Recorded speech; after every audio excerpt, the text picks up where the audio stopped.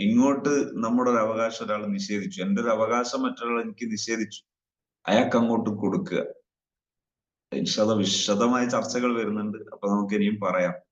അതായത് ഇങ്ങോട്ട് ഒരാൾ നമ്മളൊരു അവകാശം നിഷേധിച്ചാൽ നമുക്കിങ്ങനെ വിഷമം, എന്റെ അത് നിഷേധിച്ചു കളഞ്ഞു, എന്നെ പുറത്താക്കി കളഞ്ഞു, എന്നെ അങ്ങനെ എന്റെ ഒരു അവകാശം തടഞ്ഞു കളഞ്ഞു, എന്നെ അങ്ങനെ തകർത്തു കളഞ്ഞു.